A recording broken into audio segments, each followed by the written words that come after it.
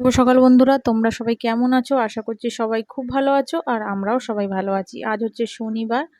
আমার ব্লগে তোমাদের সবাইকে স্বাগত। আর এখন বাজে 8টা। দেখো, সকালে উঠে আমি গ্যাস ট্যাসগুলি পরিষ্কার করছি, করে করে একটু তোমার গরম জল করে নেব। গরম জলটা খেয়ে তারপরে তোমার ব্রাশ ট্রাশ করে স্নান করব। এখন ওরা সবাই ঘুমাচ্ছে, তাই ওদের আবার একটু তোমার দেখো ব্রাশ করতে করতে আবার ওদের একটু ডেকে এলাম। আর মাসিও এসে গেছে। মাসি তোমার ঘরটারগুলি পরিষ্কার করছে। আমি স্নান করে নেব, তারপরেই শাশুড়ি আবার স্নান করতে যাবে। তাই ব্রাশ করছি আর দেখো এদিক ওদিক করে ঘুরছি। আর আজকে একটু অনেকই কাজ আছে। অনেক কাজ বলতে আজকে একটু বইয়ের শোকেসটা একটু গোছাবো, কারণ তোমার নতুন বইগুলি সব নিয়ে এসেছি, তা ওইগুলি রাখার এখন জায়গা হচ্ছে না। তাই পুরনো বইগুলি সব বের করে নতুন বইগুলি আবার গুছিয়ে রাখবো। তাই শোকেসটা গোছাতে হবে। তাই তোমার একটু আগে ভাতটা বসিয়ে দেবো, কারণ ছেলেরাও তো খাবে। ওদের আগে একটু ভাত করে দিয়ে তারপরে ওইদিকে গোছাবো। আর এদিকে দেখো তোমাদের দাদাভাইও উঠে পড়েছে। আর করে নেব দুজনের জন্য 2 কাপ চা। আর ওদিকে তোমার বড় ছেলে আর শাশুড়ি আগেই চা খেয়ে নিয়েছে, আর শাশুড়ি ঘরে একটু টুকটাক কাজকর্ম করছে।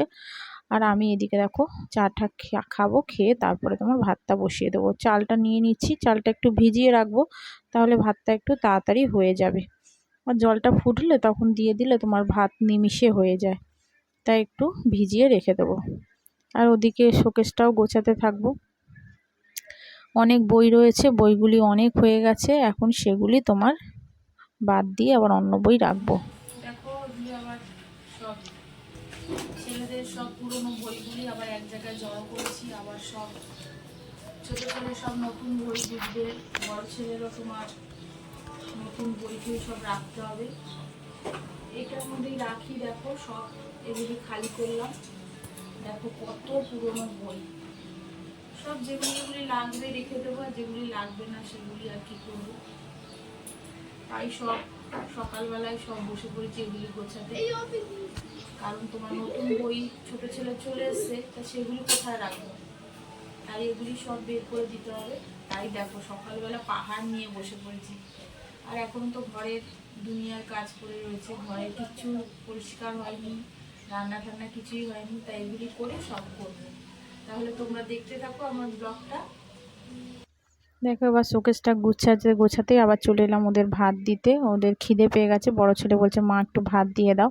তা শোকেসটা অর্ধেকের মতন গুছিয়েছি। বই সব পুরনো বইগুলি নিচে নামিয়ে দিয়েছি, আর নতুন বইগুলি সব তোমার শোকেসের ভেতর ঢুকিয়ে রেখেছি।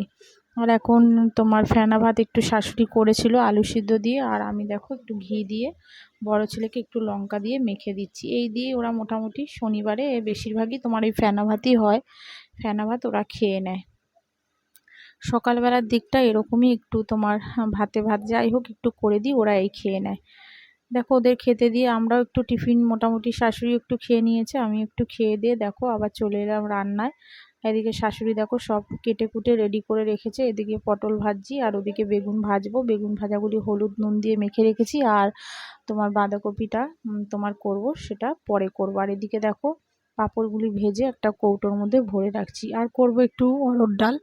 অরড় ডালটা সিদ্ধ বসিয়ে দিয়েছি, অরড় ডাল সিদ্ধ হয়ে গেছে। একটু টমেটম দিয়ে করব আজকে অরড় ডাল। আর শাশুড়ি সকালবেলার দিকে একটু মটর ডাল ঝিঙে দিয়ে করে রেখেছে, সেটা আলাদা রয়েছে। ওটা খুব বেশি হয়নি বলে আবার আমি একটু অরড় ডাল বসিয়েছি। আর দেখো এবার ওটাতে বসাবো হচ্ছে তোমার ডাল, অরড় ডাল একটু টমেটমের। আর এটা হচ্ছে তোমার বেগুন ভাজি। বেগুনটা ভাজবো আর ওদিকে অরড় ডালটা করে নেবো। দেখো একটু সর্ষে আর শুকনো লঙ্কা ফোড়ন দিয়ে এবার অরড় ডালটা করে নেব। ডালটা খুব বেশি তোমার ঘন করব না, একটু পাতলাই করব, যাতে দুবেলাই ওদের সবার হয়ে যায়। তাই একটু পাতলাই করব ডালটা। আর টমেটোমের ডাল খেতে খারাপ লাগে না, ভালোই লাগে। তাই সবার মোটামুটি হয়ে যাবে। রান্নাটা করে তারপরে তোমার একটু কাচা ধোয়া বাকি রয়েছে, সেগুলি করব। আর এদিকে ছোট ছেলে একটু পরেই আবার আঁকার ক্লাসে যাবে, ওকে আবার রেডি করতে হবে, স্নান টান করিয়ে ওকে খাইয়ে দাইয়ে। আর ওর দাদাই গিয়ে দিয়ে আসবে, আমাকে দিয়ে আসতে হয় না, ওর দাদাই যায়। তোমাদের বলেছি এর আগে, খুব বেশি দূরে না, ও যেখানে আঁকতে যায় সামনেই, তাই ওর দাদা গিয়েই দিয়ে আসবে। দেখো ডালটা হয়ে গেছে, একটুখানি মিষ্টি দিয়েই ব্যাস নামিয়ে দেবো।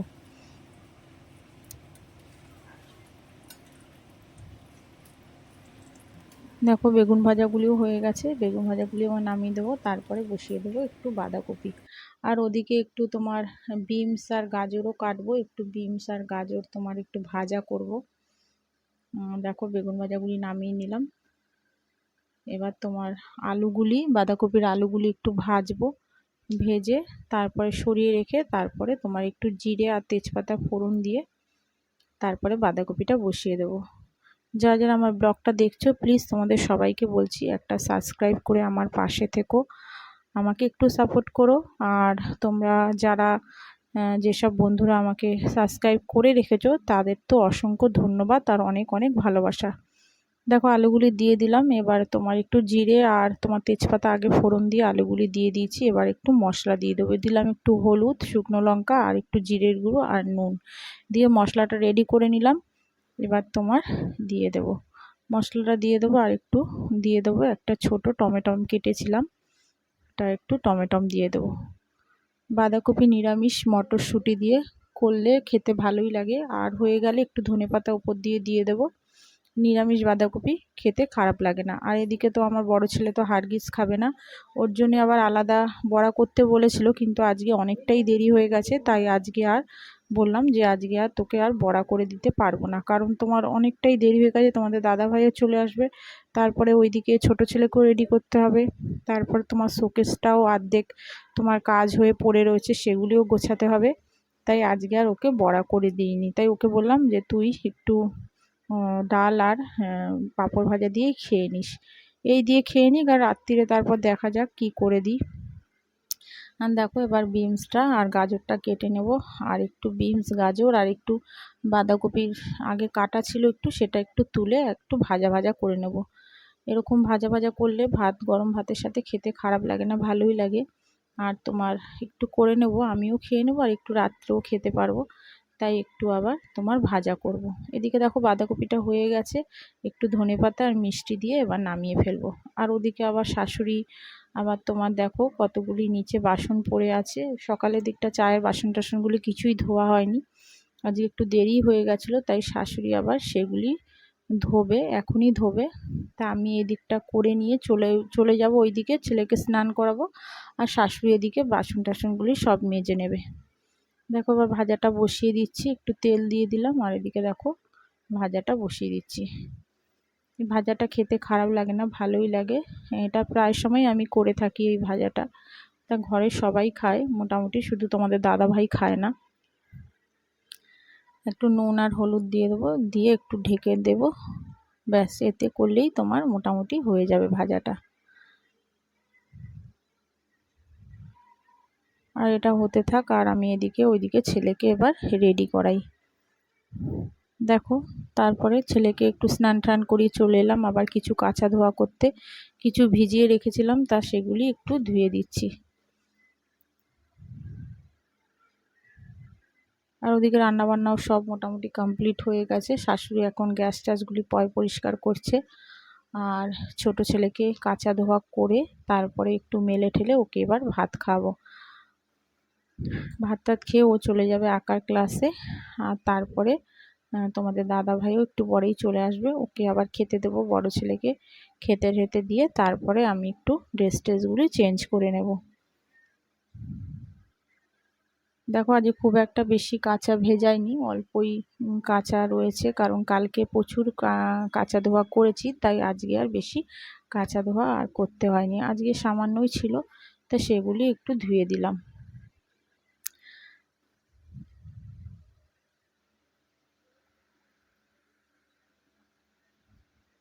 আর জামা কাপড় তোমার আবার দেখো এগুলি সব ধুয়ে ধায়ে এবার দেখো কি অবস্থা ঘরের, দেখো কিচ্ছু গোছানো হয়নি, সব পড়ে রয়েছে। আর এর ফাঁকেই আবার কাঁচা ধোয়া করে আবার তোমার শোকেসটাও একটু আবার গোছাতে শুরু করেছিলাম। আবার দেখো শোকেসটা গোছাতে আবার চলে এলাম ঘরটা গোছাতে। ঘর তো তোমার সকালেই তোমার বেড টেড ক্লিন করে গেছিলাম, তাও দেখো বিছনা টিছনার কী অবস্থা, দুজনে মিলে ছিল হুড়াকুস্তি করে দেখো কি করেছে বেডের। আবার বেড টেডগুলির আবার সব চাদর টাদরগুলি ঠিক করতে হবে, তাই আবার একটু পরিষ্কার করে নিচ্ছি। যেগুলি তোমার শুকিয়ে গেছিলো সেগুলি আবার তুলে নিয়ে এসে সেগুলি আবার ভাঁজ করছি, আর এদিকে তোমার বড় ছেলে বসে বসে একটু টিভি দেখছে, আর ছোট ছেলেকে খাইয়ে দিয়েছি, বললাম যে এবার ভাইকে গিয়ে দিয়ে আয়। ওই এক্ষুনি ওরা বেরিয়ে যাবে, ওদের রেডি করিয়ে নিয়েছি, এখন একটু টাইম আছে তাই ওরা বসে বসে একটু টিভি দেখছে। আর এদিকে আমিও দেখলাম একটু সময় আছে তাই তোমার জামা কাপড়গুলি ভাঁজ করে নিচ্ছি। তারপর ওরা বেরিয়ে গেলেই তারপরে জামা ঠামা চেঞ্জ করে তারপরে আমি আর শাশুড়ি খেয়ে নেব। শাশুড়ির একটু দেরি হয়, কারণ শাশুড়ি একটু দেরিতে স্নান করে, তারপরে এক এক সময় হয়তো একসাথেও খাই, আবার এক এক সময় খাওয়াও হয় না। দেখো স্নান টান তো সকালই হয়ে গেছে, জামা ঠামা চেঞ্জ করে খাওয়া দাওয়া কমপ্লিট হয়ে গেছে। আর কিছু যেগুলি ধুয়েছিলাম সেগুলি দেখো মেলতে পারিনি, এখন এসে মেলছি সব, কারণ তখন আর সময় হয়নি মেলার, তাই এখন খেয়ে দিয়ে এসে এখন এগুলি মেলে দিচ্ছি। এরপর একটু বিশ্রাম করব, শোবো, বিশ্রাম বলতে একটু শোবো। তারপরে তো ছেলে 4:30 পৌনে 5টার মধ্যে চলেই আসবে, আঁকার ক্লাস থেকে এখনও আসেনি। আঁকার ক্লাস থেকে ও একাই আসে, সামনাসামনি বেশি দূরে না, তাই ও একা একাই চলে আসে। আর তোমাদের দাদা ভাই ঘরে বসে টিভি দেখছে, আর এদিকে দেখো সব হয়ে গেছে। দেখো সন্ধ্যার পরে এবার সন্ধ্যা শাশুড়ি দিয়ে দিয়েছে, শাশুড়ি ঘরে বসে টিভি দেখছে, আর এদিকে দেখো আমি একটু চা করতে চলে এলাম। আর ছোট ছেলে বললো মা একটু ম্যাগি খাবো, তাই ওকে আবার একটু ম্যাগি করে দিচ্ছি। আর বড় ছেলে কিছু খেলো না, ও বললো একটু বিস্কুট খাবে, ওই বিস্কুট খেয়েই ও আবার খেলা দেখতে বেরিয়ে গেছে। আর এদিকে দেখো আমি একটু চা করে নিচ্ছি, আর ছোট ছেলে একটু ম্যাগি খাবে, বলছে মা ম্যাগি বাদাম দিয়ে করে দাও, কারণ আজকে তো শনিবার, ডিম দিতে পারবো না, তাই আবার ঘরে একটু বাদাম ছিল, বাদাম দিয়ে তোমার ম্যাগিটা করে দেব। একটু দুধ চা করছি, দুধ চাটা মাঝে মাঝেই এখন খাচ্ছি, আগে দুধ চা সেরকম খেতাম না, এখন মাঝে মাঝে একটু দুধ চা করে খাই, ভালোও লাগে মাঝে মাঝে একটু তোমার দুধ চা খেতেও দেখবে ভালো লাগে। তাই একটু বিস্কুট আর একটু চানাচুর ছিল ঘরে, সেটা দিয়েই একটু চাটা খেয়ে নেব। আর ওদিকে ওর দেখো ম্যাগিটা হয়ে গেছে, বাদামগুলি দিয়ে দিলাম একটু ওপর দিয়ে, বাদাম দিই না কোনো সময়, কিন্তু বাদামগুলি দেখার পরে ও বলছে মা একটু বাদাম দিয়ে দাও, একটু খেতে ভাল লাগবে, তাই একটু ওপর দিয়ে বাদামও ছড়িয়ে দিয়ে দিলাম। চলো এবার ওকে দিয়ে আসি, ম্যাগিটা রেডি হয়ে গেছে, আর আমিও খেয়ে নেব চাটা। দেখো একটু চা আর বিস্কুট নিয়ে নিলাম। এবারে ওরা খাক, ও খেয়ে নিক, আর খাওয়ানোর পরে একটু ওকে পড়তে বসাবো, তারপরে রাত্রে যা করার একটু করে নেব।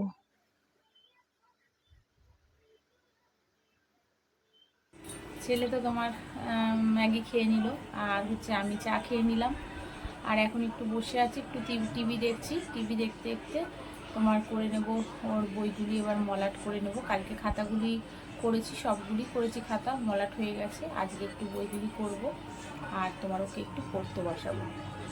আর তোমাদের জানিয়েছিলাম যে আমরা দোল উপলক্ষে একটু ঘুরতে যাব, তবে হঠাৎ করে তোমাদের দাদাভাই আবার দুপুরের দিকে এসে বলছে যে যাওয়া হবে না। তা আমি বললাম কেন, বলছে যে মানে তোমাদের দাদাভাইয়ের যে বন্ধু তার ওয়াইফের হঠাৎ করে খুব শরীরটা খারাপ হয়ে যায়, তাই আর যেতে পারবে না। তা আমাকে এসে বলাতে সত্যি মনটা খুব খারাপ লাগছিলো, ছেলেগুলো একটু আশায় ছিল যে যাই হোক পরীক্ষার পর তো কোথাও ঘুরতে যায়নি, আর একটু দোল উপলক্ষে আমরা প্রতি বছরই তোমার একটু ঘুরতে বেরাই, 2 দিন কি 3 দিনের জন্য একটু বেরাই। তাই এবারে আর যাওয়া হলো না। ভাগ্যিস যে আমি তোমার লাগেজ কিছুই গোছানো হয়নি, ভেবেছিলাম যে 2 দিনের জন্য যাব, কতক্ষণ লাগবে গুছিয়ে নেবো, তা ভাগ্যিস গোছানো হয়নি। গোছালে আরও তোমার খাটনি হতো, কারণ আবার আলমারি থেকে জামা কাপড় বের করতাম, আবার ঢুকাতাম, অনেকটাই তোমার খাটনি হয়ে যেত, তাই গোছানো হয়নি বলে একদিকে মানে যাই হোক পাচোয়া। আর কি করব, মনটা একটু খারাপ লাগবে, কারণ আশেপাশে আমাদের বাড়ির এদিকে সবই একটু দোলে, সবাই মোটামুটি আমাদের এখানে একটু ঘুরতে যায়, 2 দিন 3 দিনের জন্য বেরিয়ে যায়, তা আমরাও যাই। আমার শাশুড়ি থাকে, আর ননদ সামনেই থাকে, ননদ আসে, তা শাশুড়িকে একা রেখে যাই না, ওনার একটু বয়স হয়েছে, যাই হোক তাই ননদ এসে থাকে। তো এবারও সেই প্ল্যানই ছিল, কিন্তু আর হলো না, আর কি করা যাবে, থাক, ছেলেগুলো একটু দোল খেলতে পারবে, কারণ ওরা তো তোমার 2 বছর 3 বছর মানে দোল সেরকমভাবে খেলে না, তাই এবছর একটু খেলতে পারবে।